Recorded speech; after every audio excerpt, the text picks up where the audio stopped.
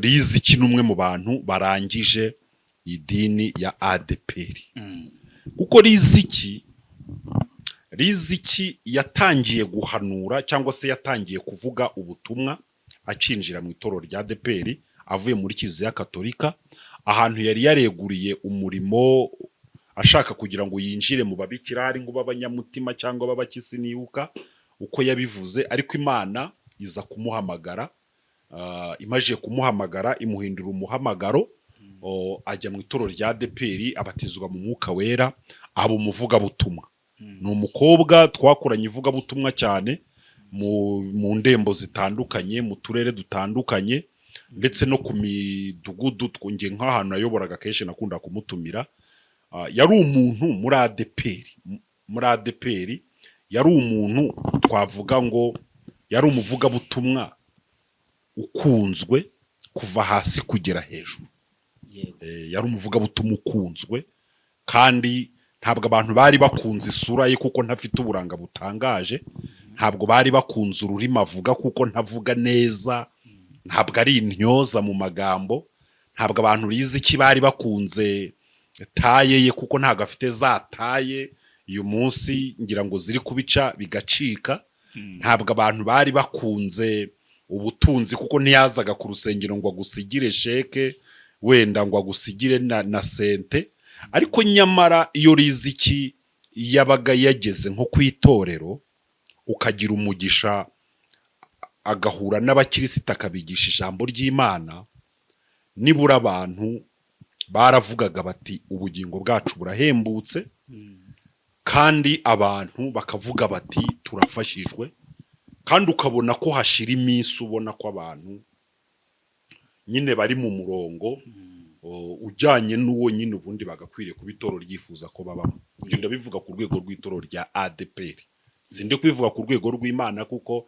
ntabwo nigeze ntabwo ibyo bigenzurwa n'umwuka wera reka mbivuge gutyo ariko ku rwego rwanjye reka mbivuge gutyo Rogano Daily Official Imana ibahe umugisha byishimo umeze neza turi kugenda tumera neza gahoro gahoro ndabona isura igenda igaruka agatege ugenda ugatora umukobwa wacu Riziki Chantal ubu ngubu biravugwa yuko ngo yamaze kwigomeka ku bagore bimitswe muri ADPR akavuga yuko ngo uramutse umusezeranyije uri umugore yagera mu rugo impeta akazikuramo akazisubiza hasi agahamagara pasiteri w'umugabo ngakongera akamusengera agasengera impeta ngo kugira ngo yemererwe yuko yashatse ibi bintu nka pasiteri urabivuga iki oya ibyo ntacyo ndabivugaho ahubwo buriya icyo ngende ibuze kwinjiramo muri iki kiganiro nicyo tiri no kuri titre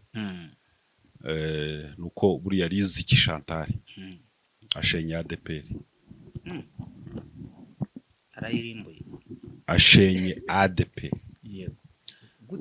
buriya abantu bashobora kumva gusenya bakumva ni ikintu kiremereye ariko buriya ibintu byubakwa n'amagambo ariko bikanasenywa n'amagambo Riziki bigeze mu 2013 ubwo witwa Samuel Revera Pastor Usabyimana Samuel yazaga gukurwaho na RGB muri ADPR hakajyaho uwitwa Revera Pastor Sibomana Jean na Tom Rwagasana Riziki yakomeje ivuga butumwa ariko noneho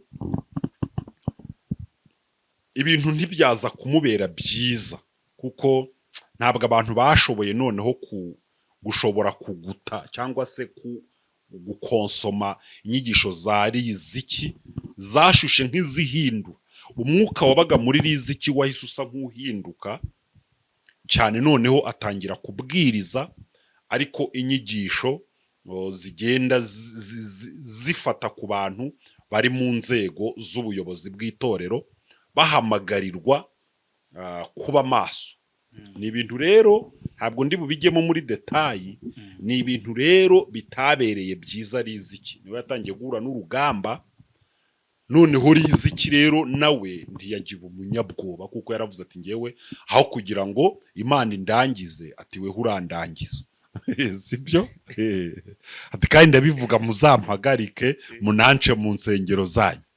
Riziki rero byakomeje kugenda gutyo, noneho atangira kubwiriza, ariko ubona yuko noneho gutumirwa abantu batagishaka kumutumira kubera ko kubera inyigisho ze abantu badashaka, kuko urabizi biri avuga ngo mu minsi y'imperuka abantu ntabwo bazaba bashaka kumva inyigisho z'ukuri, abantu bazaba bashaka abigisha. Mbese ni ukuvuga ngo Riziki byageze hejuru ya 2013 inyigisho ze ntizongere, abantu amarari yacu yarahindutse, noneho inyigisho za Riziki n'irari ryacu ntibihure. Atangira no kubura ahantu abwiriza. Ntekereza ko aribwo Riziki yatangiye no kujya kuri social media inyuma gatoya, tangira kubura ahantu abwiriza, ibintu biza gukomeza birakomeza Riziki batangira kugenda banamuhagarika mu nsengero zimwe na zimwe n'ibindi, bamurega ubugare, gushira isoni ku bashumba, gutukana n'ibindi.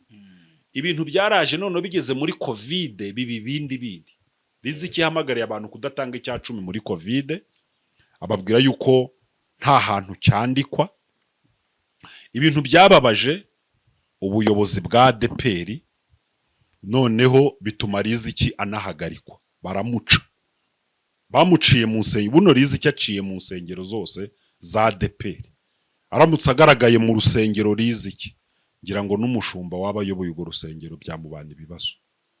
Riziki araciye kandi wese ntiyabisobanura ati noneho wenda muncagagure ati ndabivuze hanyuma yo kunca noneho muncanga bwayiza ngo nimushaka ngo mwongere munce, bashaka kuba baramagaruye ariko batarongeye kumuca. Yavuze kumucagagura. Yaravuze ubundi Riziki yahagaritswe ku bwa Karuranga, noneho rero yaravuze ati noneho wenda mucagagure. Noneho Riziki atangira guhanura, avuga ati niba niba mubyanze ati nizi nsengero noneho muri gukoreramo aya manyanga n'aya madega, ati Imana igiye kugira gute kuzifunga. Ntabwo abantu biyumvishaga ko insengero zafungwa rwose. Reka nkubwire, mu bintu byashobokaga nta byari bigoye, ntago byari gupfa gukunda kwiyumvisha ko insengero. Ubwo ngewe ndacyari mu rugendo ryo kubabwira uburyo Riziki ashenye ADEPR. Ubwo nicyo wenda abantu bataza kugira ngo ni inkuru ndimo kubara cyangwa no gutwika n'ubutumwa ryatanga. None se erega buri umuntu afasha amazi akayanyuza mu itiyo akaza akagwa ku nzu yawe, inzu igasenyuka, ni iki kiba gishenye inzu? Wa muntu wanyujemo amazi n'ubu yishenye, ariko nanone ayo mazi nanone niyo abashenye inzu, sibyo? Ni ukuvuga ngo aravuga ati insengero zigiye gufungwa, abantu babifata minenegwe. Riziki aravuga ati abapastoro Imana igiye kubirukana, abantu babifata minenegwe. Igihe cyarageze insengero zirafungwa byoroheje muri covid, mo gake zirafungwa rwose. Riziki araza aravuga toya, ati ntago ari ibi, ati izi nsengero ati zarafunzwe, atari ko imfunguzo n'abantu bazifite, ati bazagaruka bazifungure, ati zigiye gufungwa none imfunguzo Imana aba ariyo izibika. Ubwo covid irangiye insengero zirafungurwa, atarava Riziki yaracanganyukiwe. Noneho igihe kiragera insengero ejo bundi barazifunga. Abapastor muri ADEPR Izayi yaraje arabirukana, hari waba yarasigaye rwose pe 95% by'abapastor nyakubahwa Revera Pasteur Izayi ndayizeye yarabirukanye. Ngo ni iterambere nyine ry'itorero, ntago ari nugusenyuka ku itorero, nta nugusenyuka, sibyo? Rese reka nkubwire none se reka ze gubaze nk'ubu urugero nk'ubu ufashe guverinoma y'u Rwanda, abaminisitiri bose ukabakuraho, sibyo? Ugafata abadepite bose ugakuriraho rimwe, ugafata abameya niye mpamvu si ibintu bagenda babipanga mu byiciro, ugasanga amatora y'abadepite ntabera rimwe n'aya perezida, ugasanga abaminisitiri hahinduwe 3 hagiyemo abandi kugeze perezida adasesa guverinoma. Sibyo rega ni ibintu byagira ikibazo. Noneho rero none si itorero risenyuka gute se? Nuko insengero zaryo zifungwa. Icya kabiri n'abapasitoro baryo bakiruka. ADEPR yarasenyutse. Sibyo zari ibi. Ubwo abakristo bahari nyine ngo ntago. Oya abakiristo se bari. Barahari mu nsengero bari. Kwakwitonsesha. Heheze. Reka nkubwire. Sibyo abakiristo se bari. Bari Nyarugenge. Oya reka twumvikane. Hari ikindi kintu kiriho gishyashya. Yego. Icyo ni nacyo Riziki yavuze ko atakwemera gushyingirirwamo. Sibyo anavuga ko atariramo ifunguro ryera. Niki ariko ntabwo ari ADEPR ya yindi Riziki yahamagariwemo akoherezwamo n'umwuka wera nk'uko abivuga. Ntabwo iyo ADEPR ariyo igihari. Iyo ADEPR yarasenyutse. Harasenyutse kuko n'ibisengero zifunze. Abapasitoro bose bakaba barirukanywe hakaba hariho abashyashya. Hari ikindi sumbaza ngewe gisurambazi. Hari uko tuvuga bakavuga ngo toye bavuga ko ari amavugurura mashya. None se amavuguru yigiye kuvugurura nusenya nyine. Neze nk'ubuje buretse neze ufite inzu yitwa ADEPR. Ugiye ngewe iyi nzu nayihanuriye ko izasenyuka. Uraje urayisenye wubatse indi. Neze ubwiye ibigihari. Twebwe rega turi muri ADEPR sibyo yayindi. Iya mavugurura rero Riziki aravuga ati sinashyingirirwamo. Sinanayihererwamo ifungo. We niyo mavugurura atahe. Iyi ADEPR yayindi Riziki yaje gukirizwamo. Iyo yahiye nkuko yahiye nka Cadillac. Sibyo. Iyo yarahiye yararangiye. None arashaka kuzayitwika. Oya iyi ngiyi nta kintu mutwaye. Ndetse ko atayishingirirwamo, ko atayisengeramo, ko none bureka nze nkubwiye. Itorero ntashobora gusezeraniramo. Nkaba ntariramo ifunguro ryera.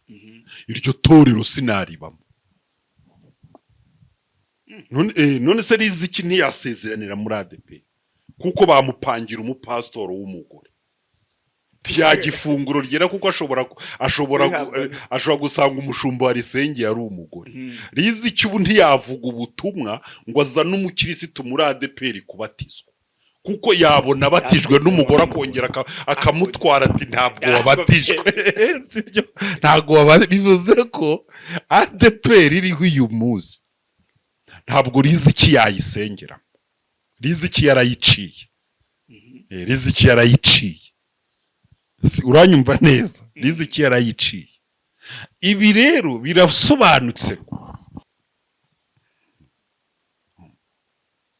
Urumva Imana ikagihozaho ijisho buri gihe.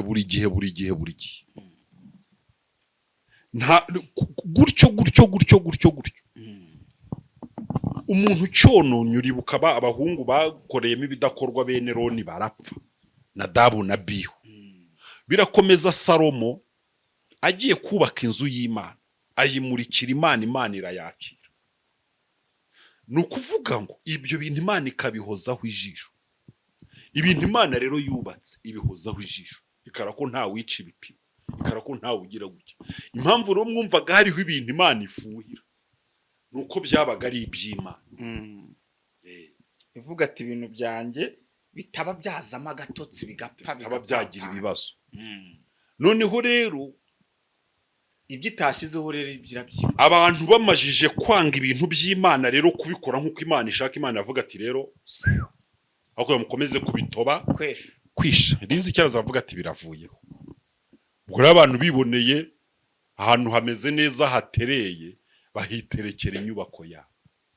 Iyo nyubako nta kintu ibwiye Imana. Nta kintu ibwiye Imana. Kuko nta nubwo ibinakomeye. Niyo mpamvu n'abayirimo babona igihe Imana izashaka kongera kugarurira inyubako yayo. Ya yindi ntabwo ibinakomeye nta n'ikibazo Imana. Bizashoboka. Buriya sureba Yerusalemu urusengero rwarasenywe hacaho imyaka myinshi, Hmm. imyaka 70, ba Ezira barazamuka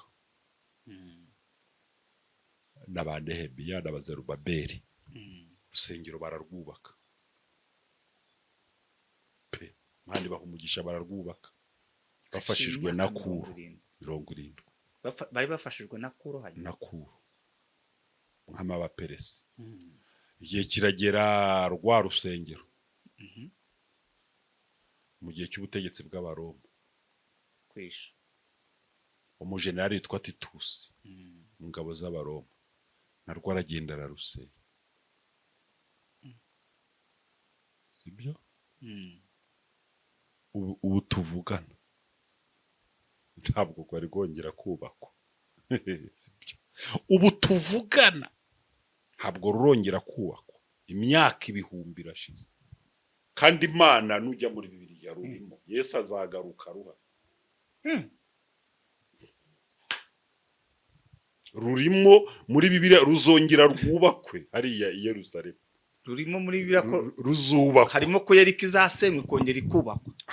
ntabwo ari Yeriko, Bambe Yerusalemu, ni ukuvuga ngo ruriya rusengero rwashenywe hakaba hari umusigiti, yewe hazongera hajya uriya urusengero, musigiti uzahava, hazongera hajya urusengero. ko bikaze.